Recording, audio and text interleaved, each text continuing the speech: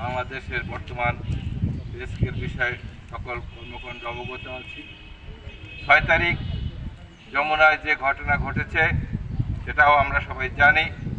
এখন আমাদের সামনে একটাই পথ খোলা, কেন্দ্রীয় নেতৃবৃন্দ আমাদের কাছে যে সিদ্ধান্ত দেয় সেইটা বাস্তবায়ন করা।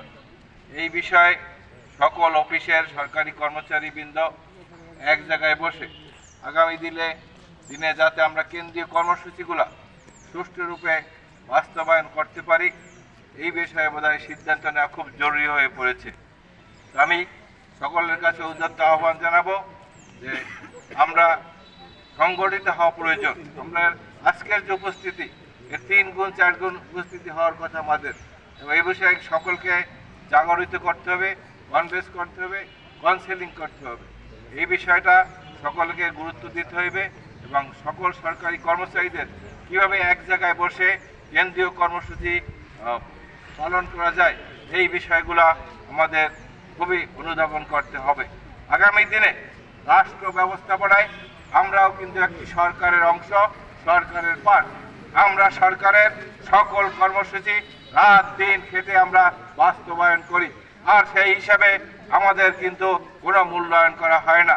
আমি রাষ্ট্রপ্রধান, আমি সরকার প্রধান ডক্টর মোহাম্মদ ইউনূস সাহেবের কাছে অনুযোগ, আবেদন এবং অনুনয় বিনয় করতে চাই, কেন্দ্রীয় কর্মসূচির সাথে একত্রতা পোষণ করে অবিলম্বে আমাদের গেজেট বাস্তবায়ন করা হোক।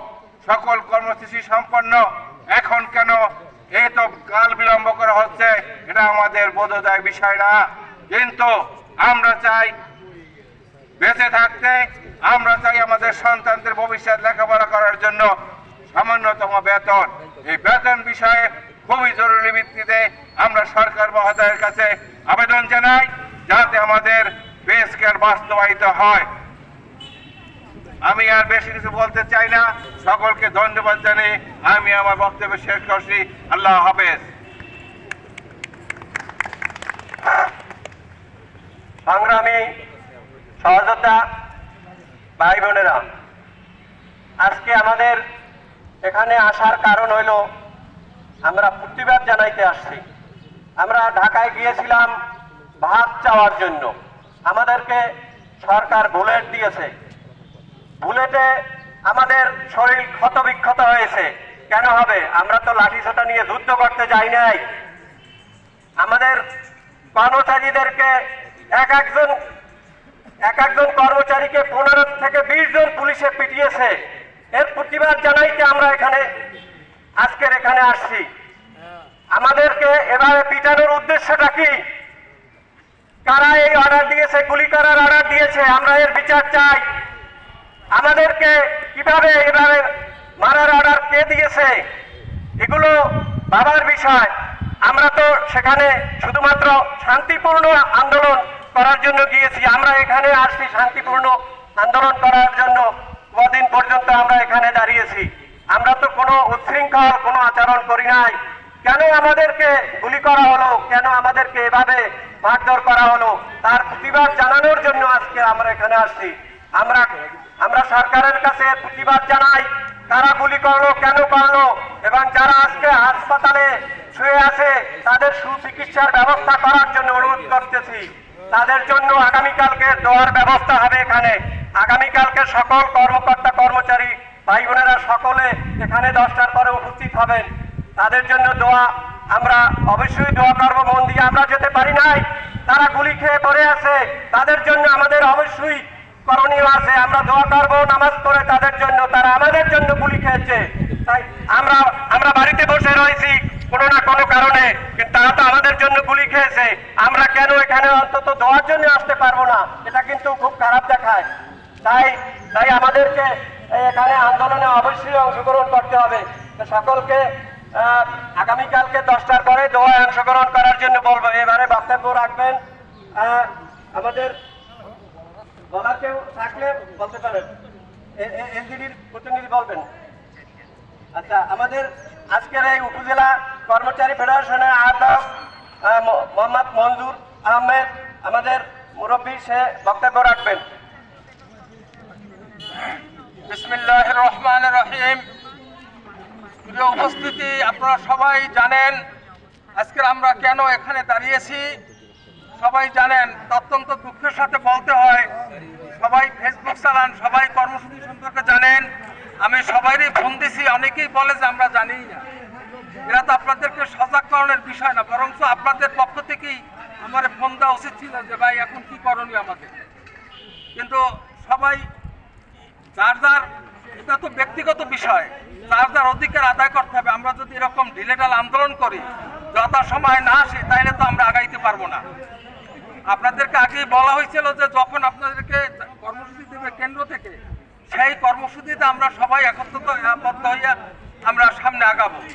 আজকের নিন্দা জানাই ওই পুলিশ কমিশনারকে, সেও একজন কর্মচারী, কিভাবে প্রজাতন্ত্রের কর্মচারীদেরকে গায়ে হাত তুললো।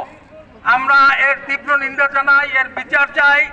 উপায় নাই, আমাদেরকে পে স্কেল দিতেই হবে, তা নাহলে আরো বৃহত্তর কর্মসূচি আসবে, আমরা নির্বাচনে যাব না।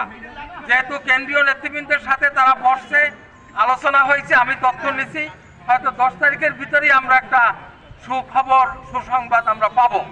তাই প্রিয় ভাইরা, আপনারা সবাই আসছেন, সবাইকে আমি ধন্যবাদ। কিন্তু পরবর্তীতে আপনাদেরকে যখন আমরা ডাক দেবো, আপনারা সবাই, অফিস দরকার নাই। আমাদের ভাইরা মার খেয়ে হাসপাতালে আছে, তারা মৃত্যুর সাথে পাঞ্জা লড়ছে, আর আমরা অফিস দিয়ে কি করব? আমাদের অফিসের গুরুত্ব দরকার নেই। আমাদেরকে সরকার যেই যখন আসে একটা লোভ দেয়, প্রলোভন দেয়, হ্যাঁ সব দিয়ে দেবো, সব দিয়ে দেবো। আজকে প্রধান উপদেষ্টার কি প্রয়োজন ছিল এই কমিটি করার? আমাদেরকে কেন রাজপথে নামাইলো? তার দেওয়া উচিত ছিল। আমাদের সারা রাষ্ট্র অচল, আমরা দেশের সংকটময় মুহূর্তে দিন রাত্র আমাদের বন্ধ নাই, ছুটি নাই, আমরা সরকারের সার্বিক সহযোগিতা করি জনকল্যাণের স্বার্থে। আজকে সরকার আমাদের সাথে তালবাহানা করছে। প্রিয় ভাইরা, আপনাদের কাছে বিনীত অনুরোধ, আমরা যখন যে কর্মসূচি দেব কেন্দ্রীয় কমিটি থেকে, আপনারা খোঁজখবর নেবেন, যথাসময় অফিস আসবে। আমি ফোন দিয়ে সবাইকে আনি, সবাই ঢিলেঢাল আমাদের আসেন। আজকেরও সবাই আসেন নাই। কৃষি অফিসে ফোন দিয়েছি, হাসপাতালে ফোন দিয়েছি, তারা আসে নাই, বলে যে আমরা ফিল্ডে থাকি। ফিল্ডে কি করবেন? আমাদের ভাইরা মার খায়, আপনারা অফিস নিয়ে দপ্তরে বসে থাকেন কিছু সুযোগ সুবিধা দেওয়ার জন্য। এটা খুবই দুঃখজনক, খুবই খারাপ লাগবে। আপনারা সবাই, আরো আমাকে আপনারা ফোন দেবেন, ভাই আমরা এখন কি কর্মসূচিতে আছি। আমার ফোন দিয়ে তারপর আপনারা আসেন না কেন? এই ধরনের যদি থাকে, আজকে শিক্ষকরা দেন ঢাকাতে কত আন্দোলন করলে, তাদের তো কত মাইর খেয়ে নেই, বেসরকারি হাই স্কুলের শিক্ষকরা কত কিছু করলো, তারা দাবি আদায় করছে। আন্দোলন কোনোদিন বৃথা যায় না। তাই সর্বোপরি আপনাদেরকে এই আহ্বান, যখন আমরা ডাকবো আপনারা আসবেন। কালকে 11টায় আপনারা সবাই আসবেন, আমাদের ভাইদের জন্য দোয়া করব। আর সবাই কালো ব্যাজ ধারণ করবেন এবং এটা বেশি বেশি প্রচার করবেন। কালো ব্যাজ খুলবে না, কেউ খুলবেন না। মোবাইল, আপনারা সবাই মোবাইল চালান, আমাদের সবাই মোবাইলে ই করবেন। সবাই যেন সারা বাংলাদেশ ব্যাপী দেখুক, গোটা বিশ্ব দেখুক যে বাংলাদেশের সরকারি কর্মচারীদের আজকে কি দুর্দশা সরকার করতেছে। আপনারা সবাই আসেন, সবাইকে আন্তরিক ধন্যবাদ জানিয়ে আগামী দিনে যত ধরনের কর্মসূচি হয় আপনারা সার্বিকভাবে সহযোগিতা করবেন, এই আহ্বান করে আমি আমার বক্তব্য শেষ করছি। আল্লাহ হাফেজ।